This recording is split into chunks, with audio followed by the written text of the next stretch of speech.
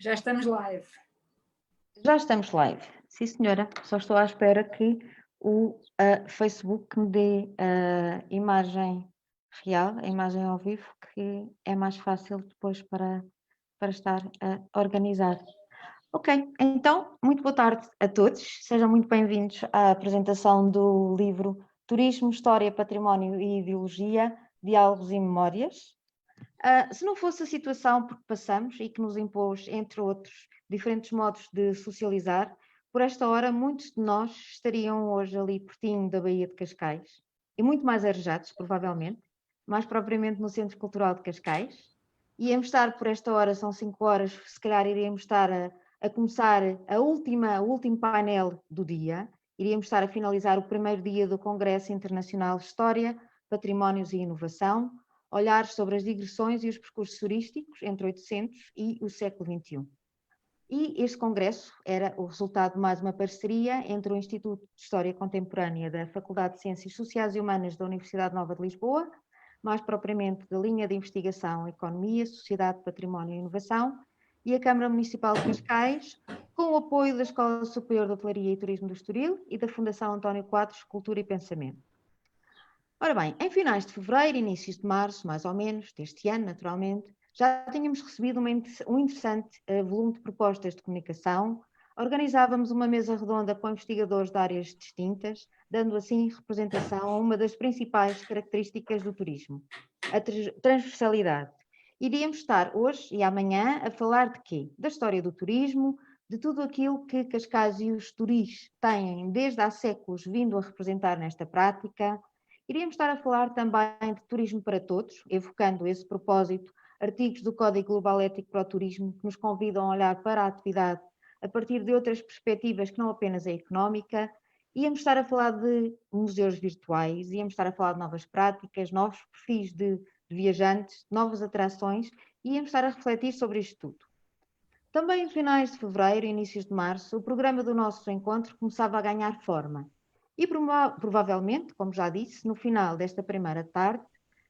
íamos estar a fazer a apresentação do livro Turismo, História, Património e Ideologia, Diálogos e Memórias, que reúne muitas das comunicações apresentadas num outro congresso que aconteceu em novembro de 2016, o Congresso Internacional Turismo, História, Património e Ideologia, em resultado mais uma parceria entre o IHC, a Câmara Municipal de Cascais e também com os apoios da ESTE e da Fundação António Quadros, e que também aconteceu no Centro Cultural de Cascais. Porém, no final de março, pelos motivos que todos conhecemos, fomos forçados a tomar a decisão de adiar este encontro. Contactámos todos aqueles que, de um modo ou do outro, já vinham a ajudar a dar forma ao congresso que deveria acontecer hoje e amanhã.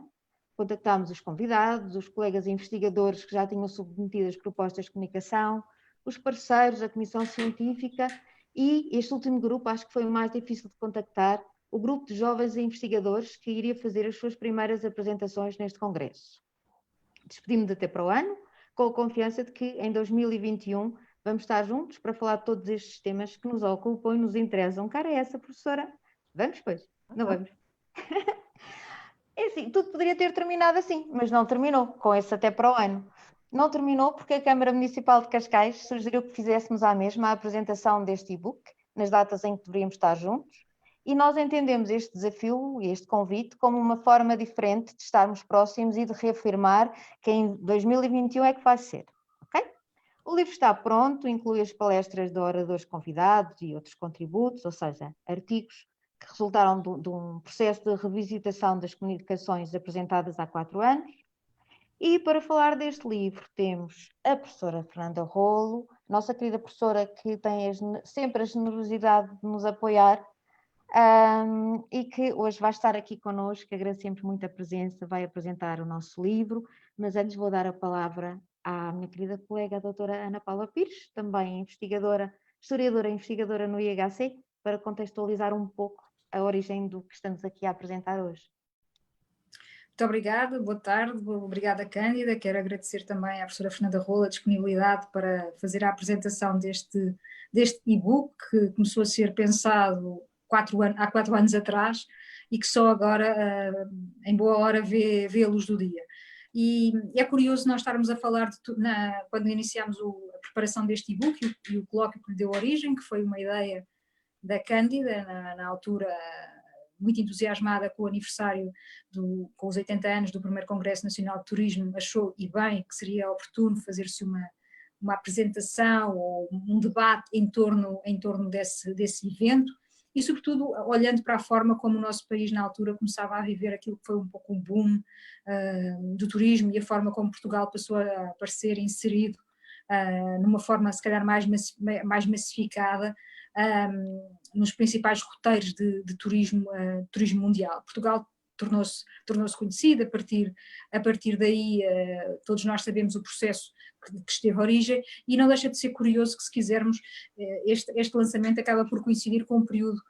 menos feliz, que esperemos, seguramente o turismo se irá recompor do impacto causado por esta pandemia do Covid-19, que ninguém estaria a esperar que pudesse acontecer num tão curto espaço de tempo, mas a verdade é que,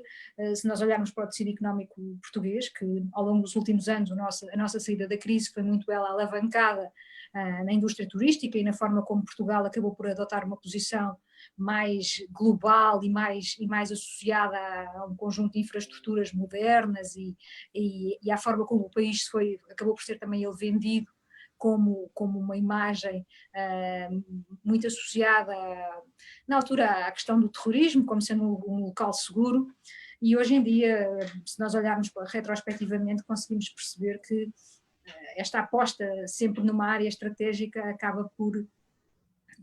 a curto prazo, logo que há uma crise, abanar todo o resto da estrutura económica portuguesa, e não com o caso do turismo, que agora com o Covid também nos permite fazer uma reflexão sobre aquilo que são talvez as grandes tendências da economia portuguesa nos últimos anos. Posto isto, é também interessante olhar como ponto de partida para este Congresso de Turismo de 1936 e para a forma como muitos dos lugares que nós temos foram patrimonializados e foram inseridos nos roteiros desde a Primeira República. A República teve essa característica feliz de classificar locais turísticos e monumentos nacionais, alguns dos principais monumentos nacionais que ainda hoje pautam os roteiros turísticos europeus e mundiais, foram classificados durante o tempo da Primeira República. E isso é interessante fazermos também esta reflexão, ou seja, nós tendemos talvez a olhar um pouco para além da história destes monumentos e destes lugares. Sintra, Fátima, os Jerónimos continuam a ser locais incontornáveis. Se nós falarmos com algum colega nosso estrangeiro, é talvez das primeiras imagens que remete de Portugal, isso justamente com os pastéis de Belém e com uma outra iguaria gastronómica. Mas Sintra, como local turístico, foi inserido nos guias já no final do século XIX, quando todas estas viagens, quando Portugal começou timidamente a surgir no Grand Tour, que aristocratas um pouco por todo o mundo faziam, foi um local que foi patrimonializado pela Primeira República, e se calhar nesse domínio também fazia um pouco a ponta para uma exposição que está atualmente no Museu Nacional de Etnologia,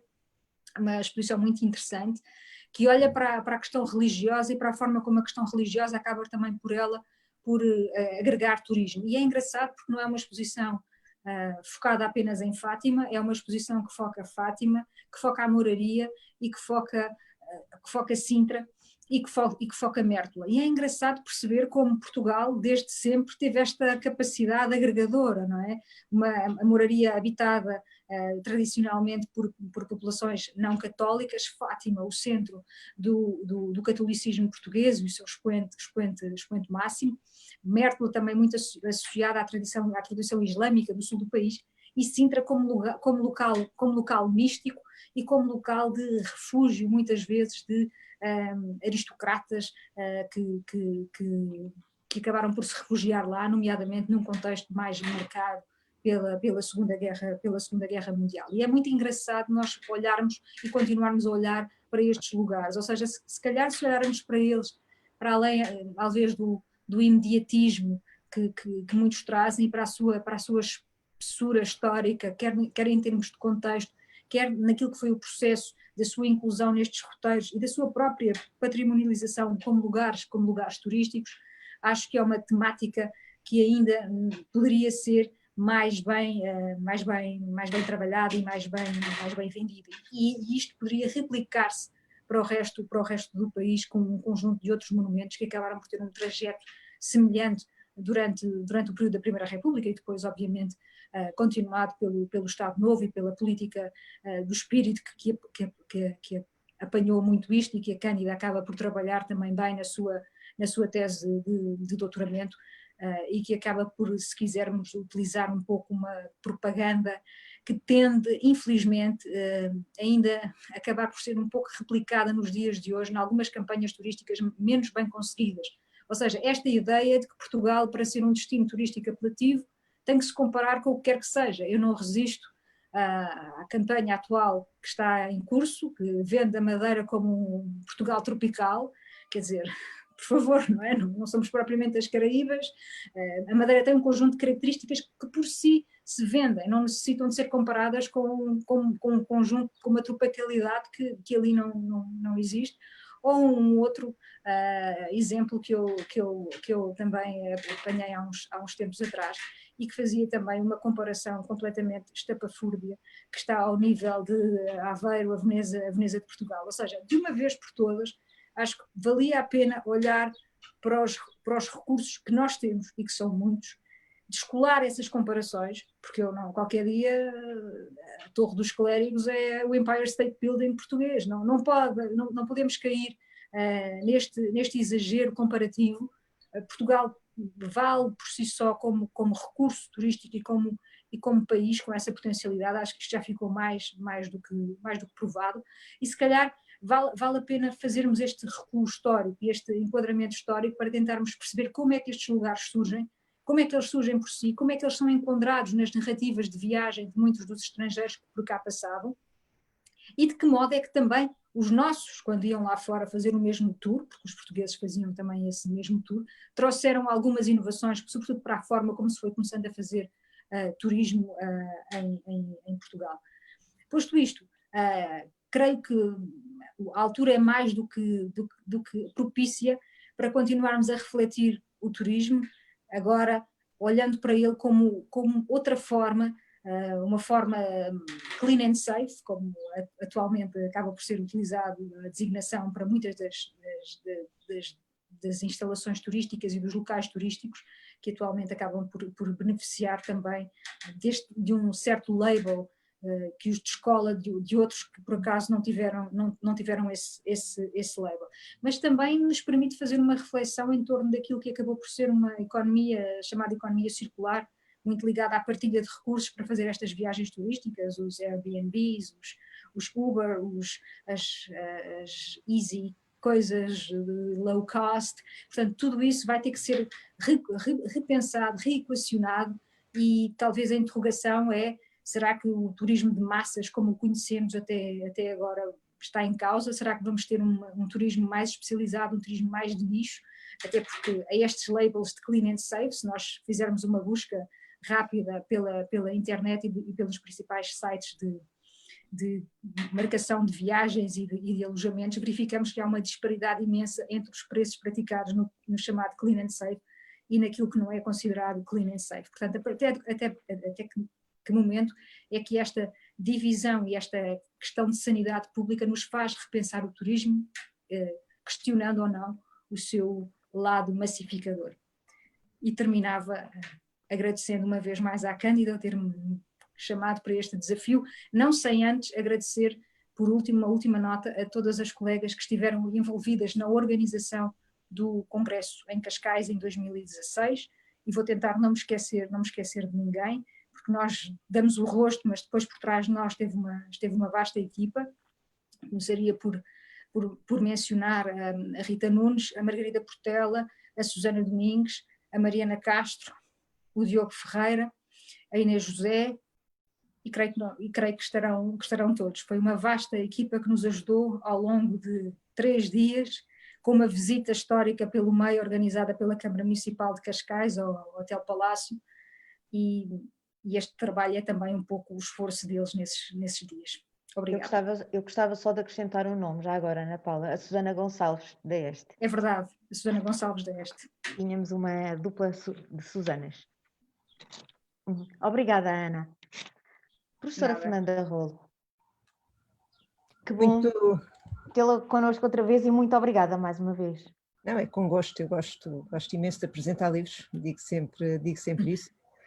porque para além daquilo que é o desafio habitual das leituras,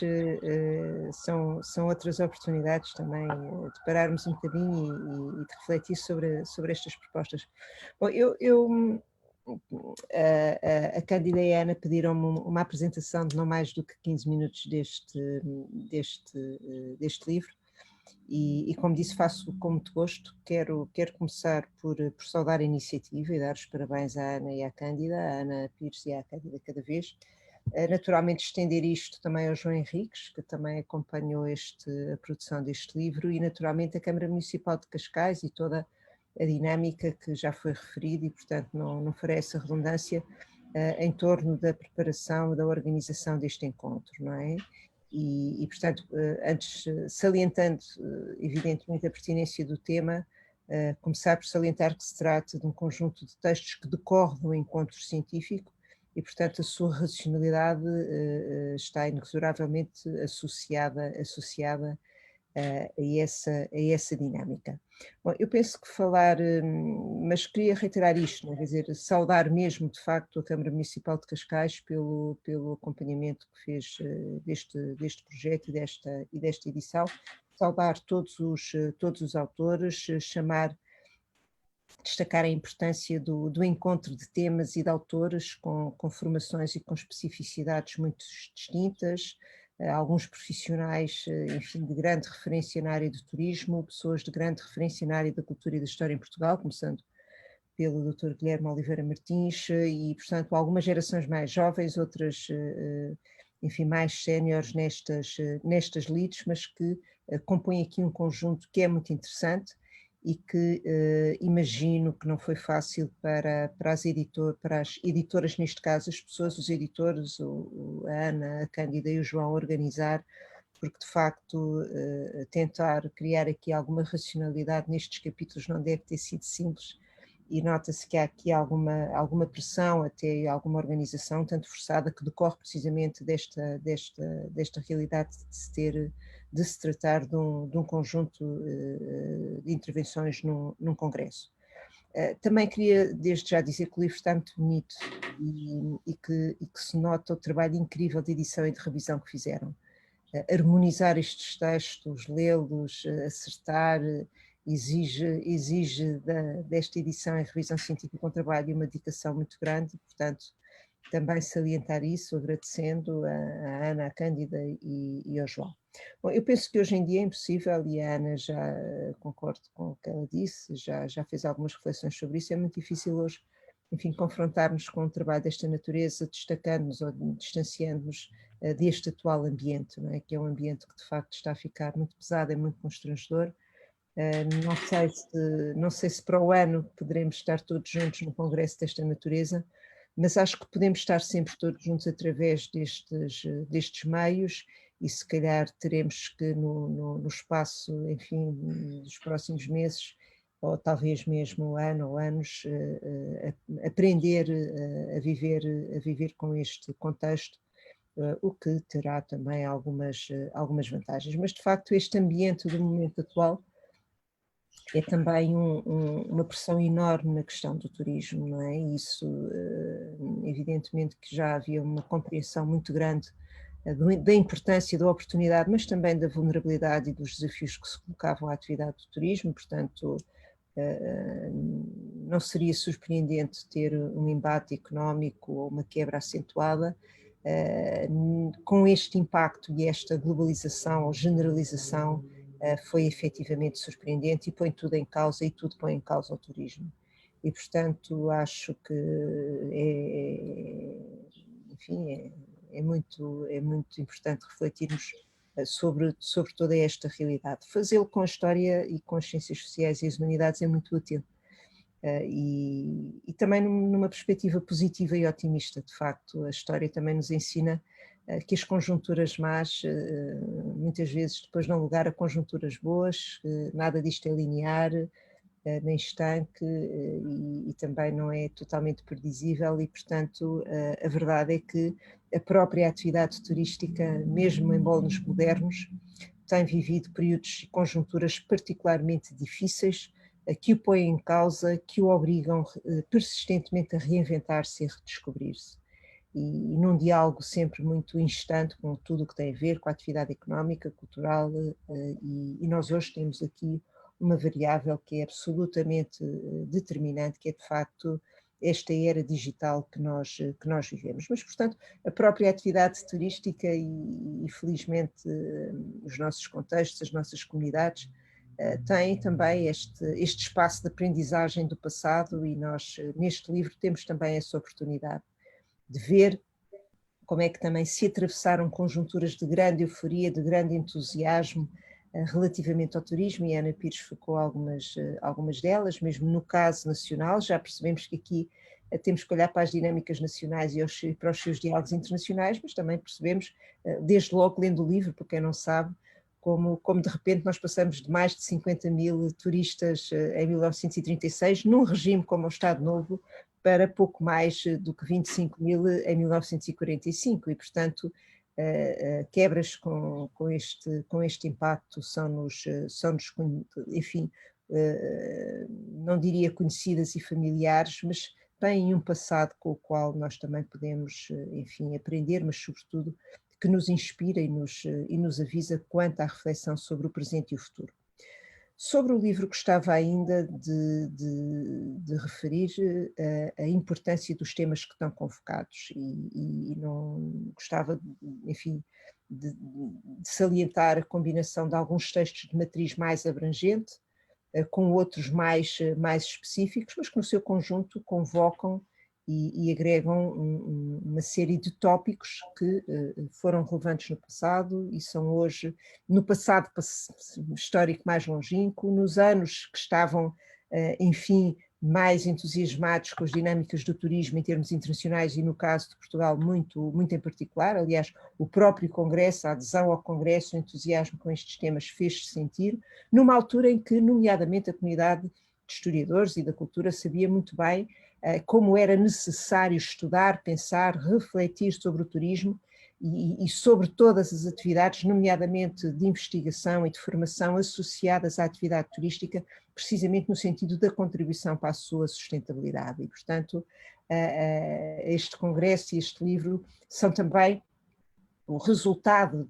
desta combinação, de uma certa euforia e do interesse que o tema suscitava, mas também a preocupação de criar aqui um espaço de reflexão sobre muitos destes tópicos. Regressarei a essa questão mais, enfim, que tem mais a ver com o presente e com o futuro, mas só um breve sobrevoo, digamos assim, sobre alguns tópicos que aqui estão convocados. Desde logo, enfim, o texto introdutório do Dr. Guilherme Oliveira Martins, que evidentemente é muito inspirador, mas sobretudo sempre um texto muito amplo, muito inteligente, convocando quase todos os pontos de uma forma subtil e portanto é sempre um grato prazer poder lê-lo e é uma excelente escolha para abrir um trabalho desta natureza. Salientar também a forma como muitos destes textos convocam o pioneirismo de Portugal na atividade do turismo, não é? Quer dizer, já aqui se falou do primeiro Congresso Nacional de Turismo de 36 e o pretexto que ele suscitou, mas a Ana recuou até retomando alguns trabalhos que a própria também fez há uns anos atrás, relacionados com a questão do centenário da República e do republicanismo, que é perceber este diálogo e como é que Portugal acompanha a afirmação deste turismo com uma feição mais moderna. Mas, enfim, podemos também ver, e é bom conseguir compreendê-lo, como é que a atividade do turismo se estrutura em Portugal e como é que ela acaba por ter também aí algum pioneirismo. Depois temos muitos temas, enfim, eu salientava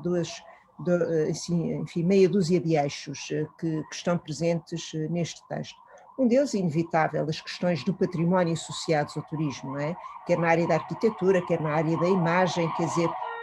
e isso é muito importante, revisitá-lo, observá-lo, pensá-lo, redescobri-lo e sobretudo também pensar em narrativas inovadoras e atualizadas de mostrar, de o apresentar, de o interligar. E, portanto, temos vários textos que focam dinâmicas relacionadas com o nosso património,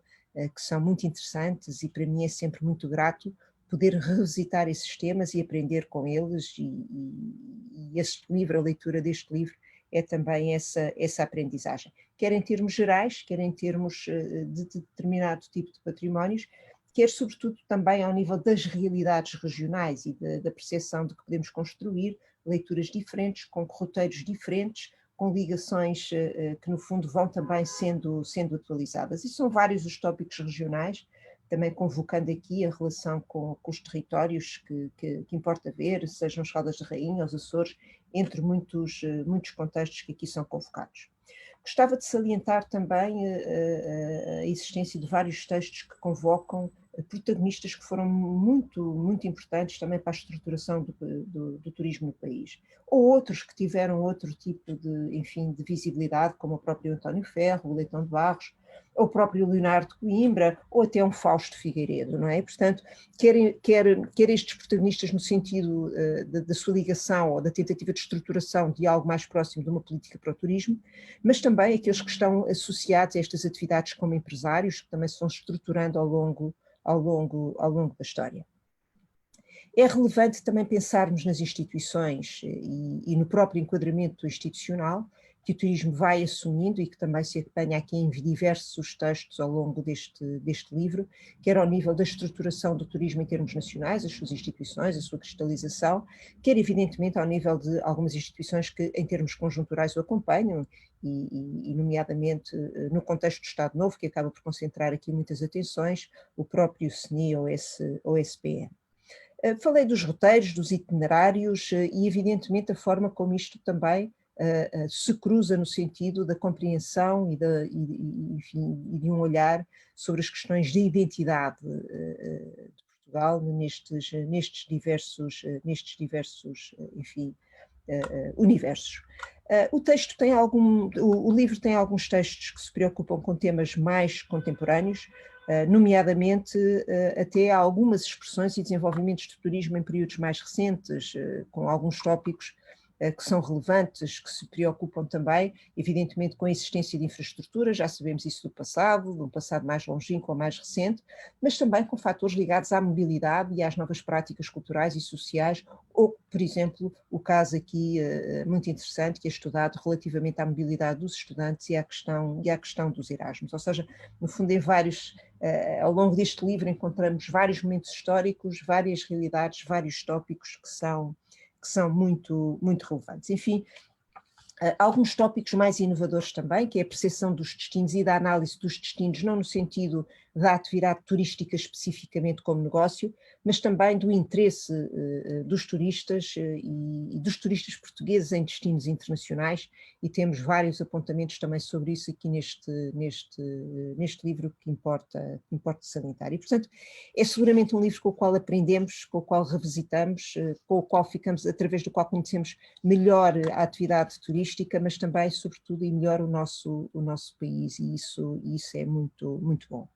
Eu terminava com uma brevíssima reflexão que tem a ver efetivamente com este futuro e com a própria sustentabilidade do turismo em várias dimensões, não é? Há pouco referi isso, quer dizer, a aposta do turismo não fica perdida, evidentemente que se compreende que ela também tem que estar associada a outras dinâmicas da atividade económica nacional, nomeadamente produtiva. Percebe-se também, e nós sabemos, e eu fico sempre muito entusiasmada e com isso gostava também de convocar aqui a importância das instituições associadas a estas iniciativas, a Faculdade de Ciências Sociais e Humanas e a Escola de Turismo do Estoril, pela qual tenho muito apreço, porque de facto tudo isto não dispensa e pelo contrário convoca cada vez mais uma atenção muito particular às questões da formação, da profissionalização e sobretudo da consistência de tudo isso, não é? Alargando-se evidentemente também à aposta na investigação E este livro é também resultado disso. A própria atividade turística ou da atividade científica e de investigação ligada a estas instituições, nomeadamente aos institutos politécnicos, tem hoje um espaço muitíssimo, muitíssimo relevante, e é um espaço que ainda por cima